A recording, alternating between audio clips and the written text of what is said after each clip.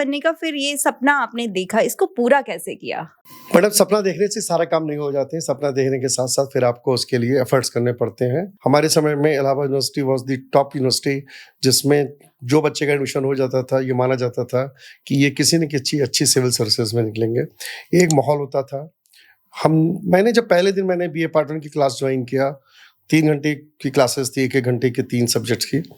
और जब हमने वहाँ कुछ दोस्त बनाए, मैं जौनपुर से पढ़ के आया था इलाहाबाद में, और हम लोग जब निकले तो हमारे दोस्तों ने कहा, जो ऑलरेडी इलाहाबाद के पढ़ने वाले थे, जिन्होंने 12th वहीं से पास आउट किया था, कि चलो हम लोग इलाहाबाद यूनिवर्सिटी रोड पे चलते हैं।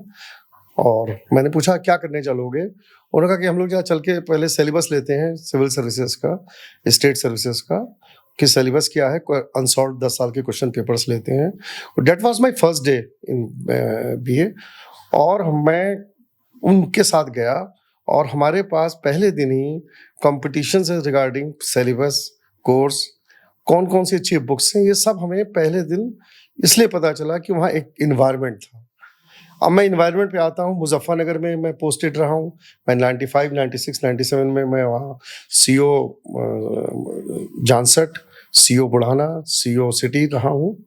मैं वहाँ किसी फ्रेंड के मिलने जाता था तो पूछता था बच्चों से कि आप क्या कर रहे हैं? उन्होंने कहा मैं एमएससी कर रहा हूँ। मैंने कहा इसके बाद आप क्या करेंगे? कि कंपटीशन में बैठेंगे। तो मैंने कहा कंपटीशन का सिलेबस आपने देखा है? उन्होंने कहा नहीं सर, भी मैंने सिलेबस नहीं देखा है। That is the basic difference between the environment of Allahabad university and the environment of western cities. तो जो आपको एक माहौल जिसे कहते हैं, जैसे आज की तारीख में राजेंद्र नगर, मुखर्जी नगर में जो बच्चा पढ़ रहा है, तो पेरेंट्स और आसपास की सोसाइटी वाले मान के बैठते हैं कि ये बच्चा जरूर कहीं ना कहीं अच्छे सिविल सर्विसेज में निकलेगा। तो ये माहौल हमें जो मिला, ये थैंक्स टू इलाहाबाद यूनिवर्सिटी ये मिला था, जिसकी वजह से मैं वहाँ पे कंफर्टेबली सेलेक्ट हो गया। बट इसके लिए डेफिनेटली कुछ मेहनत करनी पड़ती है, और मेहनत भी एक आपका डायरेक्शन होना चाहिए कि आपकी मेहनत वेस्ट ना होनी चाहिए। ये नहीं कि आप दिन भर पढ़ रहे हैं और आपका रिजल्ट निकला 0।